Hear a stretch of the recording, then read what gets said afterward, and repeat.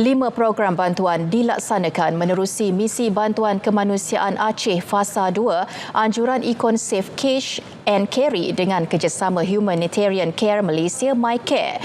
Misi 4 hari itu disertai 12 sukarelawan yang terdiri daripada wakil Econ Safe, MyCare serta pengamal media tempatan. Pada kali ini kami ada membawa 5 program untuk disampaikan dan menyantuni penduduk di kawasan ini.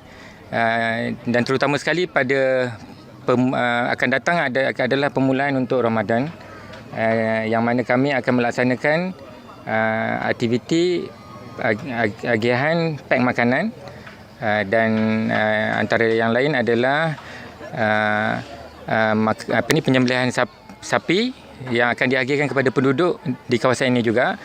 Dan yang specialnya lagi, kami akan ada berbuka puasa bersama dengan penduduk di sini semasa menyantuni mereka. Sementara itu, warga Aceh menzahirkan rasa syukur dan gembira atas semua bantuan yang disampaikan. Saya sangat membutuhkan alat-alat dapur untuk memasak, kompor, alat-alat dapur lah. Itu sangat mementingkan bagi saya. Senanglah. Senang kakak datang untuk menjenguk kami. Gembira kami. Gembira sedih. Kami sangat senang jika menerima.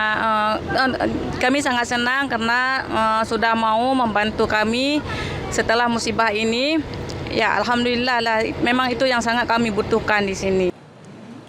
Tragedi banjir dan tanah runtuh yang meragut lebih 900 nyawa dalam kejadian Disember lalu turut menyebabkan penduduk hilang kediaman dan sumber pendapatan. Meskipun bekalan elektrik sudah dapat diakses penuhnya, namun bekalan air bersih masih tidak mencukupi dan sebahagian besar penduduk masih berlindung di dalam kemah.